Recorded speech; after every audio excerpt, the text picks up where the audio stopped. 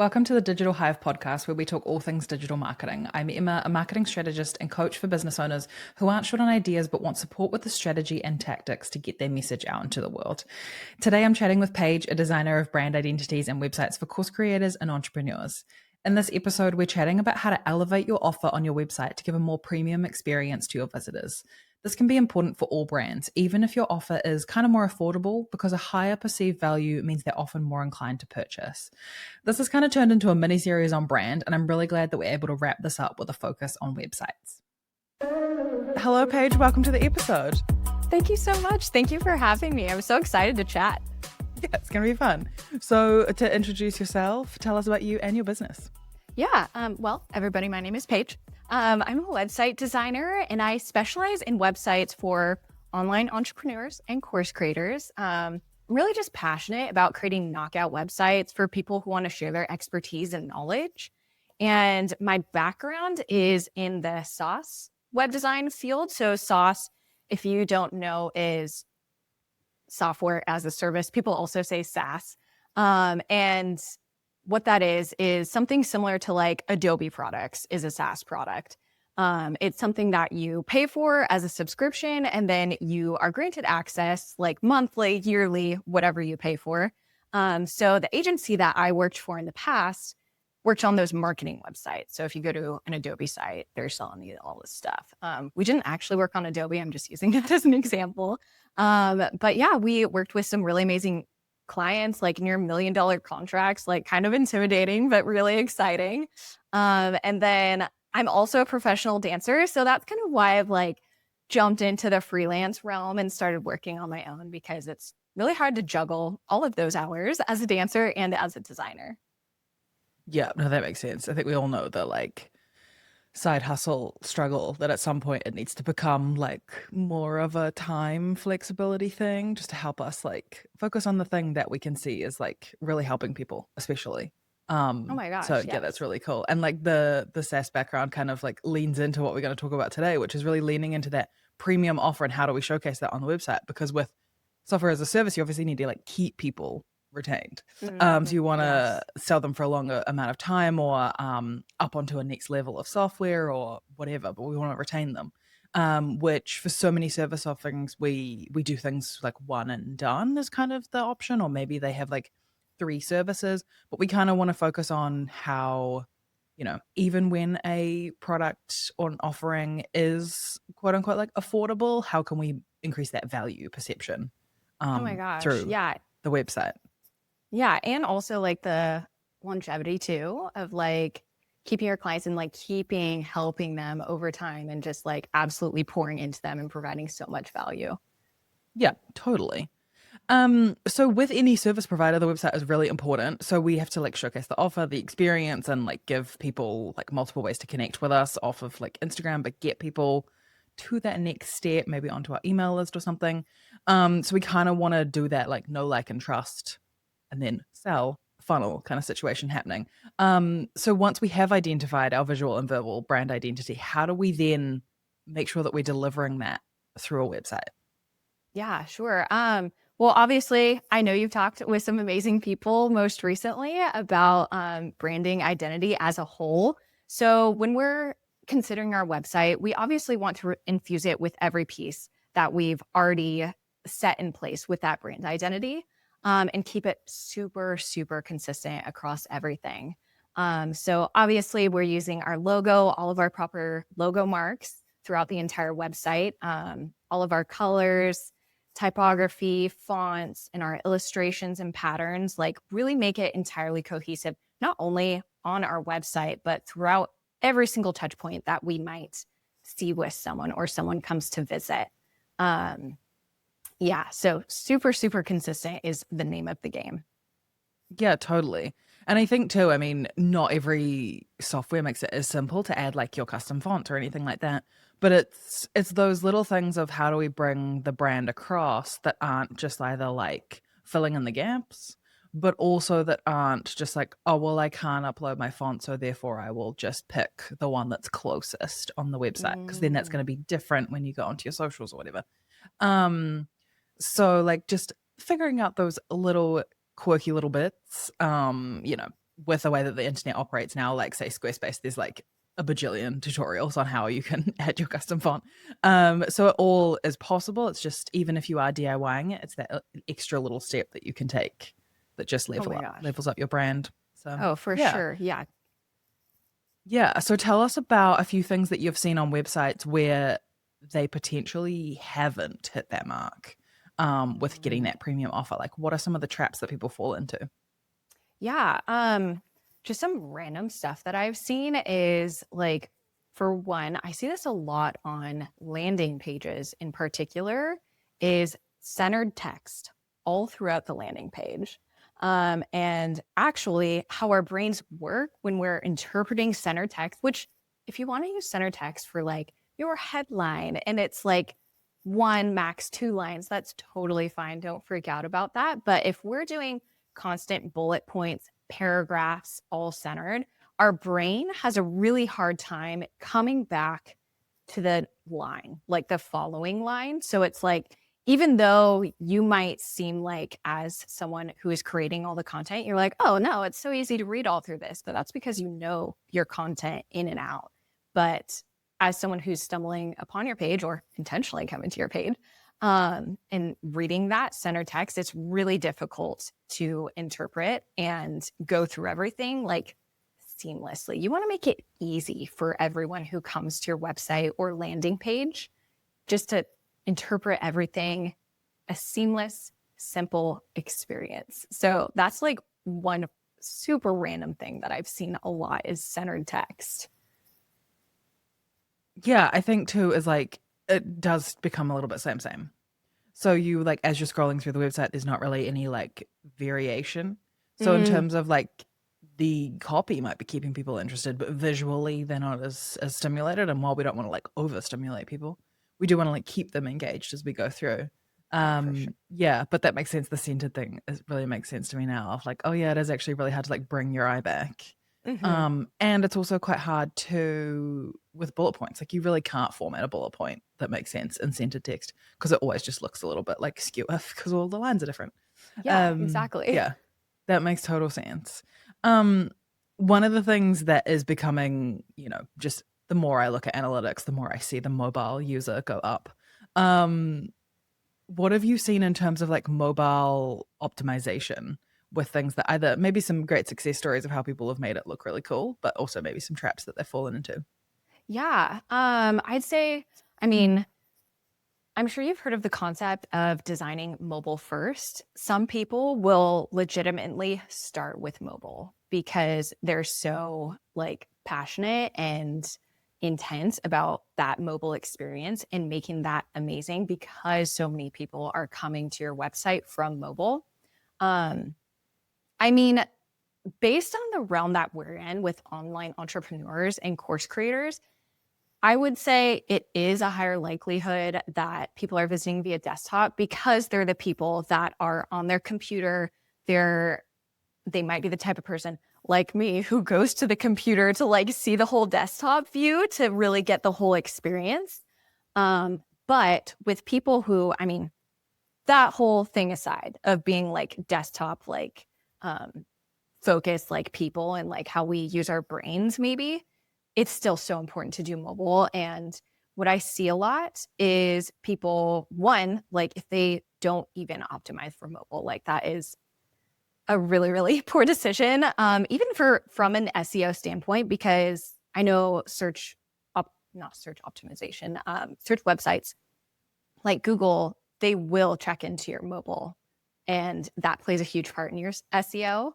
But make sure to really format it, especially for mobile. Things like, do we need to change how our images are formatted? And like, if you have anything that's really like special, flashy, fun, like a little fun little quote or something, or a little graphic, how is that looking on mobile? And do we actually need to just turn it off for mobile? Or can we make it work somehow where it's not like covering another part of the text? But then another thing is to make sure your text sizes are appropriate for mobile. I would say personally, my barometer is to never go below 16 pixels for text. For things like eyebrows, which are like the little text above a heading, it's okay to go lower because those aren't like absolutely vital pieces of text. But anything that someone's actually reading and interpreting for information, don't go below 16. Yeah, no, that makes perfect sense. I think too, I mean, when someone's on mobile, there's a chance they're using their data. They're actually not on Wi-Fi. So there's also that thing of like page speed is slowed down by all of those things, not necessarily the text size, but everything else is slowed down. Like any imagery that's too big or any like whiz bang animations that potentially don't even really look that good on mobile, they're still slowing down the user experience. So when that person is like waiting in the doctor's office and they happen to like stumble across your Instagram and then go to your website, they're using their data, so it's going to be slower. But you're able to catch people in those scenarios where then later they might make the decision to work with you on website, but at least then they've had that full interaction with you when they are maybe out and about, stealing a pocket of time in between doing a few other things that they will randomly land on your website. And especially when you're in a situation where hopefully whatever they're browsing on does shoot them out into like their Google Chrome app and it isn't like just stuck in Instagram so they get lost.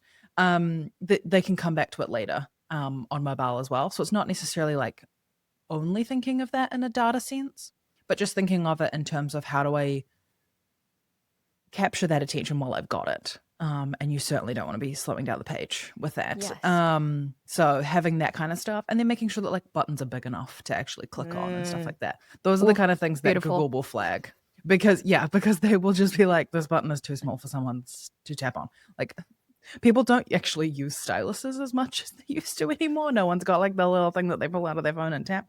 So everyone's fingers are bigger than that. So how can that thing like fit on the page? Yes, exactly. The full width buttons, like beautiful. That is like the perfect thing to touch on because we want to make sure that they can actually tap it with their finger. Yes. And then speaking of page load speed, like especially when they're on mobile data, sometimes not, you can specify to replace an image with a smaller image in your website designing platform, or you have the option, if you can't directly replace it, you'll be able to turn it off and on with a smaller image. So that's perfect. Yeah.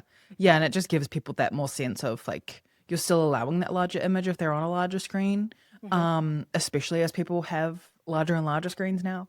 But that when they're on mobile, it's not loading this like billboard size image. Always very important. That is the thing. There's also like navigation and focusing on things like a landing page. What have you seen in that sense of people being able to level up that experience by like maybe curating a specific landing page from, say, social media? Sure. I would say, I mean, I might be touching on this a little bit early, but your photography on a landing page and on your website as a whole is so important. Like I would say, honestly, this is one of your number one investments is photography. And it will, I don't want to say make or break your website, but honestly, it could. And having your landing page going from like your social media or however you're marketing, you really want to make a knockout impression for sure, like right away. So having a landing page with professional photography, going back to how cohesive our brand identity is and applying all of that, that will be putting you off on the right foot, like visually as they come to the page. And then as they actually kind of settle in and get to reading all about what your offer is, whatever it is on the landing page, to it'll be important to strategically place different types of copy and just like, what do I want to say?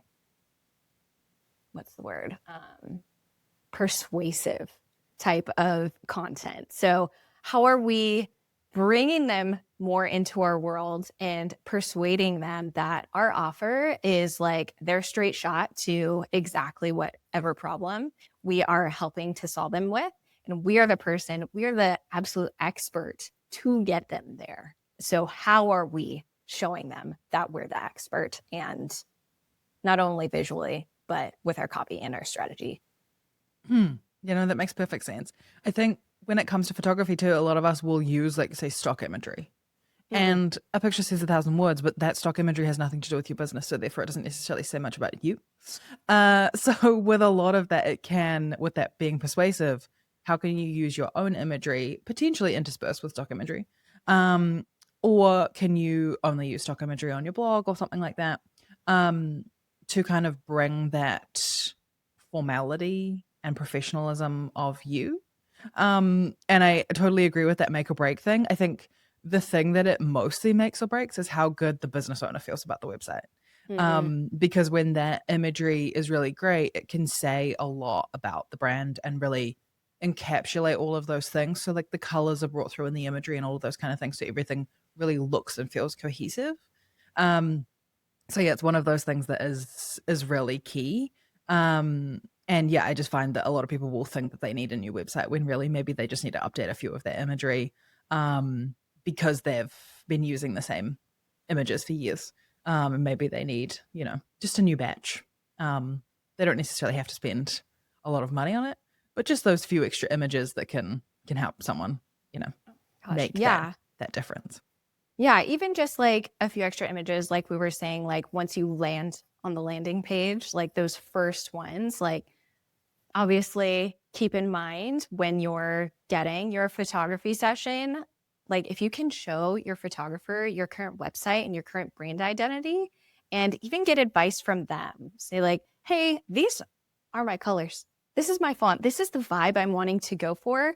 I was thinking about shooting here with like these types of photos. Do you think this is a good location to shoot at?" And get advice from them too. That's what I did to my photographer. I like literally had a chat with her and I'm like, "Hey, this is the vibe I'm going for. Do you have different suggestions of where we can shoot, what we can do? Do you think this still fits the vibe?" Because they have like a completely different type of expertise too that they can really tap into and help you with. Yeah, definitely. I think too, like they can give you advice on how they might lay out the image. So whether you would Mhm. be in the lower left corner of the image and have a lot of white space because you're going to be able to fill that gap with, say, text or whichever. So it's also thinking of those kind of things of like which images do you need to have you are visible on all things so that if you did a remove background, that you would not be like half cut here. Are there situations where you want imagery where like the full like right hand side of the image is visible for text so that you don't have to like cut it off and then have a color block? All of those different types of things that can really help you, especially if you're DIYing your website, because often you get to that point where you're like stuck on like, how do I lay out this text? How do I fit these images together? So instead of having everything like a plonk here and a thing plonked here, like how can you lay those out so they kind of like work in together? And you don't necessarily need that every, you know, shot that you've set up has all of those options, but it's just letting you know that you have those options when it comes to design, or that you design the website first and then shoot for it. Um, but yeah, super, super, super important. Especially I find when people are picking a template, is that they will very much absorb the imagery that is already in the template. And I think that goes to show how people view your website is that they will look at the imagery first. And so when you're picking a template, you kind of want to like back that up with your own imagery. Oh my gosh. Yeah. I've said so many times that like you can pick an amazing template, but then if you're just putting in photos that you took on your iPhone, like it's going to look nothing like the template example that you purchased. And honestly, you could even use that photography within the template example to inspire your photography. You can take it to your photographer, be like, "Hey, I want to do something very much like this particular vibe." And you're deciding to really invest in that photographer and go with the template, which is a like lower price point for your web design. So you're still like making it all happen, but you're choosing like where you want your emphasis, like especially if you're getting started with your business. Yeah, totally. Yeah, and if you only have like, the budget to get 5 or 10 photos done, like that is cool. Um, but investing when you can, is really important. There's also things that you can do, like even with iPhone photography. There are people out there who are incredible at that. I recently went on a tour in Lower Antelope Canyon, and the tour guide that we had was very, very great at the iPhone photography. He really knew all of the settings and everything. But there's always going to be the limitations of certain cameras that they don't necessarily have like the pixels to capture things. And so then when you blow it up or zoom in or crop it, it's just going to look a little bit different. But especially one of the things can be lighting. How we light our images on an iPhone, like you just don't capture the light that say a large camera can, or like even especially in a studio environment where they've got extra lights and things. Um, Mm-hmm. yeah, but it's just sometimes it's those little things like what's in the background of the image that really pulls it together and makes it cohesive, because maybe you have like a vase that you've painted in your color, or you've been able to find a mug that is really aligned. Or say like a poster, the one that's behind me, if you're watching the video version of this, is like it's basically honey branding in a poster that I found in a random information center shop. So it's not necessarily like massive spend or anything like that, but just these little moments that you can have in your imagery.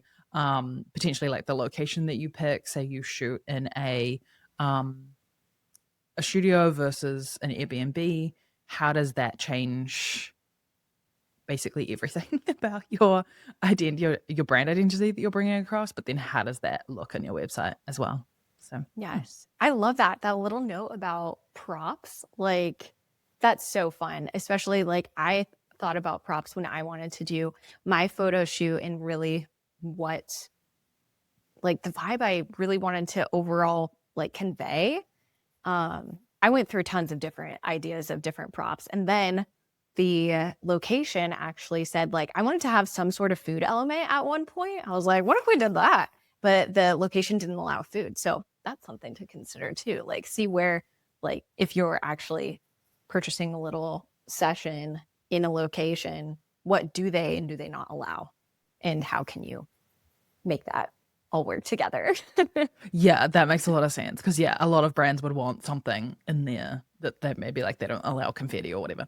Mm-hmm. Yeah, and I think the ultimate like photography recommendation is always to find the photographer that suits the style that you want, Ooh, rather than getting someone to do a style that is too far away from them. They can, if it's close, obviously they'll be fine, or it'll be like this is kind of the inspiration of like the posing or whatever that I want to do, but I want it in your photography style. Unless it's like a DIY project that you're doing with your friend, it's really hard to force a photographer to do something that isn't aligned. So just pick the one that looks the way that you want it to look. And it's really simple. And then they will deliver you what you want. that is so true. Like, you can even just go. One of my photographer friends said actually that she finds a lot of clients just with having the hashtag of OC photographer, because we live in Orange County. And so even if you just search like your county, your area for photographers, and find the vibe that you're looking for, because like you said, like photographers really might specialize in one type of look, and it's hard to, I don't want to say force them, but like suggest something completely different. And you always want to work with someone who knows exactly what they're doing and will produce the vision that you want. Yeah, exactly. And I think while this isn't like a one and done situation, like a wedding would be very, Mm-hmm. very important, it's still an investment that you don't want to have to make again. Even if you are, say, going along to a headshot day where they can do 1 to 5 photos in a session, um, it's still an investment that you're making and you're putting time aside to do it. So the more that you can get that aligned, the better. Because then you don't feel the pressure to use those images, even though you don't maybe feel so great about them. And that's oftentimes with a premium offer, what it comes back to is how confident are you when you're saying the thing. So like when you want to send someone to your website, how confident are you when you talk about it? And is there a particular resource that they can go to? Because you can just say it with more confidence. Oh my gosh. Yes, I love that so much. Be like, yeah, here's my website. Yeah, totally. What about the like tiny little details? Like I find that like any situation where like, you go into a really premium store, they're not going to have like chipped paint on the like door, and they're not going to have all of those little things that have clearly like everywhere has wear and tear, but it's how you do the maintenance to fix them. there's a lot of things like your error page and all those kind of things that I find that people skip. Are there any other things like that that people might want to like make sure that they have on their website, or they're making sure that they're working on if they're doing a new one, that kind of just like get that extra like 5% throughout the website? Yeah, really button it up to a nice, like, pretty package. This one sounds so lame, but I've seen it so many times. Is make sure all of your buttons and links work. Yeah. And not only just within the pages that you're looking at, even within, like, say your one of your free offers or opt-ins is something like a webinar, make sure that is fully functioning properly. I've fully completed a webinar where there was no button at the end to make a purchase if I wanted to. So, like, just every little piece that really works together, just functioning your website. Take the time, even though you feel like, whoa, I just finished that beautiful website. It looks amazing. Like, really, really take the time. Even honestly, ask your friends, family, if you have any coworkers helping you, click through all the links. Make sure everything flows together really nicely and actually works. But another place that I see people sometimes kind of miss is their footer. Um, Making sure to have even just something as simple as a contact link in the footer, because if they're not seeing it at the top, how to contact you, that's the second place that they're going to scroll to is the footer, because that's where all of those really important links are. And then honestly, if you don't have any sort of contact up in the navigation bar at the top, put it there. Like, that's so important. Or something like if you do have, if your website actually houses your course, also put your login up at the top so your students can log in right away. Don't make them search anywhere. I personally am a part of a membership where it's really hard to find how to log in, and it frustrates me so much. I'm like, why is this somewhere confusing? Those are really small and kind of really silly, but it's like you said, like the chipped paint. Are we Yes. keeping up that maintenance? Yeah. It's the little things that like break the experience basically. So like you get to a point and then you're like, oh, can't go any further. I'll have to contact them. Oh, wait, their form's not working and I can't. Like all Yes. of those types of things where you want to, like, we don't necessarily need the Instagram to be like front and center in the header, because often I find that that can distract people. But when it's in the footer, like that's where people expect it to be and that they can find it. Because for a lot of businesses, especially if they are, design focused or a website designer or a photographer or anything like that, but also even like a restaurant, you want to see it in that like Instagram bio or maybe even TikTok bio, like layout. You want to see it in that way instead of like navigating through a bunch of pages to see all of their content. Or even like if you think about a restaurant, you can look at their menu, but there's no photos in the menu of what the food looks like. And Mm. sometimes, so I eat gluten free. I'm not celiac, but I eat gluten free just for my gut. Can't handle anything. And so I will like whenever I see like gluten free bread or gluten free whatever, and sometimes I'll see things that are like gluten free by default. So you're not necessarily like getting different tortillas, but I want to like see what it looks like. It's those kind of situations of like someone might just want to see you in a different setting to decide. And how can you give them that information rather than like making them go hunt, find the login link through their email, like that it's saved somewhere, to hit the link to access the thing. Um, Anything like that where you can just like tune up the experience a little bit and give people answers to questions that they might not even realize they have. Yes, yes, that's so true. Like, make the experience so seamless that they don't even realize that they're not running into problems. Like, you're just making it so easy.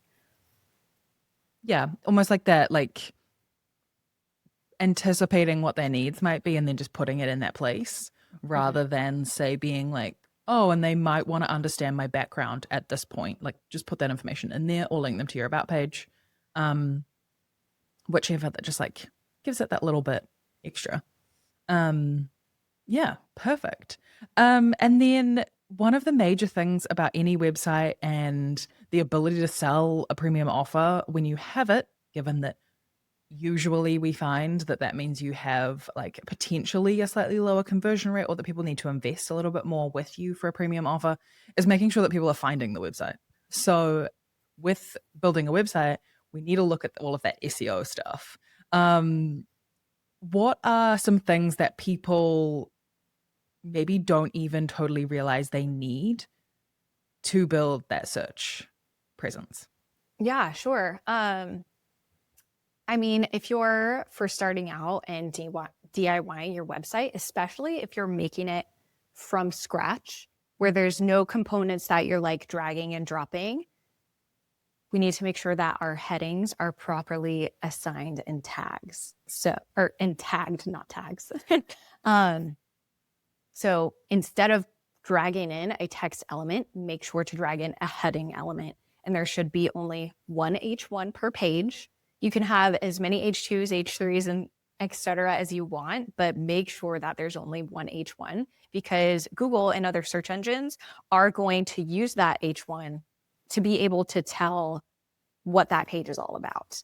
And then also infusing keywords, of course, within that heading and naturally all throughout the text on the page. But that's something that I actually didn't realize for a long time, which is embarrassing. But I was labeling my pages like whatever I wanted and whatever I felt fit kind of the vibe. But we really need to, for one, search engines, but even more so for everyone who comes to our website, they need to know exactly what this page is about and how we're going to help them. So yeah, and then like I said, using keywords all naturally throughout your page. We talked a little bit about image sizes, but that is also really important for SEO. We want to make sure that they're 500 kilobytes or less. Sometimes I'll go a little bit bigger, like if we have a big hero image where you try it at 500 kilobytes and you're like, that looks a little bit bad. So I think that's okay if it's your hero image and you just want to make sure it's super crisp, like play with it a little bit, see how much you can really push it, but obviously don't push it a ton because it'll just be so slow to load. And we really want to make sure it's loading as soon as possible to provide that seamless experience for our users. And then we did touch on the designing for multiple sizes, desktop and mobile, and then also design for tablet. I'd say that's the least used size, but some people do use tablet. I personally, I'm scrolling on my tablet before bed. I should be reading and getting sleepy, but sometimes I'm scrolling through websites. So you want to make sure to really have that experience available for people who do use that screen size. And then just coming down to more SEO, like building and really building your world and searchability, I say it's really important to be creating content. I personally prefer creating content for a blog to really infuse even more SEO for my website. But it's also a good idea to, in combat with AI, because we love AI and we use it to its like full functions, but we want to make sure that we're putting our personal experiences in there so that, one, it can be searchable for our content, whatever our topic is, but we're infusing our own experience and advice that we might be giving someone. So not only we're getting that search engine optimization, but we're giving our clients and our future customers or students that genuine experience. So they're building trust with us and really leaning into like, okay, this person has actually done it. You know what I mean? Yeah, totally. Yeah, I think whenever I think of SEO, I think of it in terms of like Google decides these things based on what people are showing them that they want. So like page speed, if the reason that they track that and look at that is because it slows down the experience. The reason that they are looking for those keywords is because they want to match that specific search. And so sometimes your services page doesn't match that, but a blog post totally can. Things like the headings, like they're kind of wanting to create almost like a table of contents for the page so that they can make sure that whatever that person has typed into Google, whether it's super specific or not, taking also into account the other searches they've done prior to that, either that day or in the weeks prior, if they're on a device that they use regularly. Like they're trying to pull together all of those things. So the more that you can give the search engines to work with, the better, basically. So it's kind of like, how can you give it as much as, you can? So there's a few technical things that you can do. And I mean, I was in Squarespace the other day because I'm rebuilding my website, moving back to Squarespace. They have this little like SEO check, like it will tell you how many of your images are missing alt text, how many of your pages are missing the meta title and meta description. And those are basically just like the SEO naming functions of those things for people who are listening. Like the image alt text is partially there for people who are using a screen reader because they can't necessarily see the page. Maybe they have some version of blindness, but also those tools are helpful to everyone. So the alt text should like say what's in the image. It's not necessarily just like a dumping ground for all of your keywords. Those types of little things, because especially with the use of AI, like all of these platforms are having to figure out what is AI text and what is a real human has written this thing. Therefore, all of those little placements, they can kind of figure out what is just AI. And so when you can implement, like we were talking about in the prior episode with verbal identity, and then bringing those things through and those personal stories, that is what differentiates your content from AI. And so while the AI platforms are currently figuring out how to best kind of replace those search engines and that they want to do their own recommendations, and very soon we're going to need to optimize for those opportunities, the search platforms are trying to figure out what is AI and what isn't, so that it can like recommend people to the right website. And that the AI that they see is maybe the AI overview that Google gives you, which I've noticed lately has become less accurate again. So Oh, that's been really? funny. Like the how many Mondays do we have left in the year? Incorrect. It can no longer figure it out because I guess it's not doing its own. It's still grabbing from the internet, and I guess a page that's out of date or something, and it will get it wrong. Oh, that's So those funny. kind of things, like we want to be like the reliable resource for people when the tech fails. So how can we like play in that arena and check our content? I mean, a lot of these AIs that we're using for marketing are like language learning models. And so it will be like predicting what it thinks the answer is. I saw something yesterday about how many bees are in blueberry, and it was telling them that there's 3 when there's actually only 2. And that's because it's predicting how many bees are in blueberry, not actually answering the question, which I thought That's was so very interesting. interesting. Yes. So like when you think of how can you like prompt AI potentially if you are using it, is giving it those specifics to work with in the same way that you would with a person, where they can fill in the gaps with your personality and kind of engage those things. But that's also how we can show that we aren't AI, is that we can give those stories because AI can't make them up. AI doesn't have a lived experience except in zeros and ones. So yeah. Oh, I love that. Yeah. Yeah. No, that's really cool.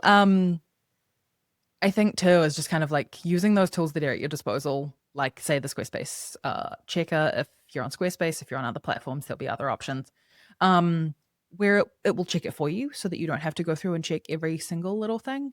Um, they can't necessarily check that the button is going to the right page. It will just tell you if there's no link. Like say that Mm. webinar. It can't tell you that there should be a button on that page when there isn't. So you still need to go through and do it yourself, but there's still those situations of like, oh, this goes to an error link, or this image doesn't have alt text, or this page doesn't have that. It will also flag things like if your page title and your H1 are the same text, because you actually want those to be different, to like use different keywords. So those kind of things just to like speed up the process. But yeah, that full thing of like either you going through it or getting, like a friend to go through the website and test it for you, because there are Mhm. those little things of like, oh, I wish there was a button here and there isn't, kind of situations that can really level it up. Oh, yeah. And especially someone that maybe doesn't know what you do or doesn't have a really good idea of what you do, to have them go through the website and be like, wait, I don't get it here. And like, what are you trying to do here? So just those extra pairs of Yeah. eyes. especially if they're not the robots, is Yeah. really good. Yeah. Yeah. So maybe not the friend that does the similar thing to you or like Yes. fully understands things. Mhm. But maybe not also the friend who like totally isn't your target audience. Like, or Right, maybe who right. can't put themselves, that friend that can't put themselves in the experience of your target audience. Um, Giving them that information so that they can go off it, because not all feedback is necessarily the feedback that we want. Sticking true to that target audience and not making it too broad can be really important. Oh Yeah. yeah. Yeah. So I think, I mean, hopefully I believe that this system has kind of helped people see how they could make it that little bit more premium as they're going through. So if you have a website that you can go through and check on those few things that we've mentioned today, that if you're DIYing your website, that you can think of those extra experiences that you can create for people. And that also if you're hiring a web designer, like Paige, that you can, interview them ahead of hiring them with a few extra things in mind, or give them the things that they need um, to work with. Because as much as your web designer will make your website look as premium as possible, they can't like create a part of your service that doesn't exist. So Right. Yes, that's perfect. I love the idea of interviewing any sort of service provider that you're working with, because it'll be important to know that they're going to actually deliver what you want, and also that they're going to think of things that you didn't even think of, because really you're hiring them because you're not the expert. So personally, I have a little freebie that guides through people through like just different things they want to think about before they hire a web designer, just because honestly, I was like, I want people to see this before they even think about working with me, or whoever their website designer might be, because they need to be informed on what things they should be consider and who will be the best fit for them for that specific service. yeah, totally. And I mean, someone can create a really beautiful website for people. And I've seen it a lot of times where they just skip all of the SEO. Mm. So even Oh just my gosh. checking that they do SEO for you and that you aren't then going to have to go back in and do it. Um, Especially where maybe you're hiring because you don't have the technical know-how. So to like where to even find where to edit that image would be too much. So wanting to make sure just like having those conversations with the person that you're going to hire, or having that moment with yourself if it's going to be you, Mhm. and figuring out how you're going to do all of those things to make sure that they do get done, because they are really important. People do need to find you. Yes, yes, for Mm, sure. Yeah. Even yeah. just like with the SEO too, like make sure someone's setting up the basics for you. You can infuse all your like amazing like keywords and your information, but did they set it up for you in a way that just kind of sets you off like good to go? Or like you said, do you have to figure out how to inform yourself with like all the proper information of how to do the little SEO basics on the back end? Or are they taking care of it for you? Yeah, totally. And some web designers will be like, I will do the design piece and then I have this person that I will put you in touch with if you want to do the SEO elements. Mm-hmm. And that's also fine too, because especially if they've worked together before, that SEO person knows where to find all of those things for that service provider, like they're recommending them. That it can be like an optional extra, because not everyone not say like knows that they need it, but like wants to invest in it. But I always think that you should. But that's just me being Oh, for sure. an ex SEO person throughout my time. Yeah. So tell everyone where they can find you and how they can get that freebie. Oh, sure. Yeah. My website is paigeaileendesign.com. So that's PAIGEAILEEN design.com. And then I'm Paige Aileen Design on all the social platforms.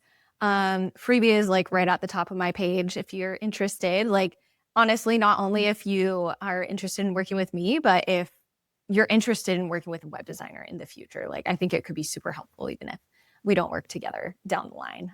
But I also wanted to note that if you do want to work together at one point, within 2 weeks of this podcast airing, if you reach out and we book some time together, I will throw in either some custom course slide templates or a custom freebie template set for you guys. So just a special little deal for everyone from the Digital Hive podcast. Well, thanks, Paige, for joining me. This is really great to chat today. And for the listeners, I can definitely vouch that Paige has some very interesting information on her blog, so you should definitely go and check that out, as well as all the other links that I will provide for you in the show notes. But thanks for joining me today, Paige. Yes, thank you so much. I had so much fun chatting. Thank you for joining me for this episode of the Digital Hive podcast. You can find links to Paige's site and socials in the show notes. If you're enjoying the podcast, I'd truly appreciate it if you could share it with a friend or on Instagram and tag me at Honeypot Digital. To find out more about Honeypot Digital and the marketing strategy and coaching work I do, or to find more marketing resources, head to honeypotdigital.com.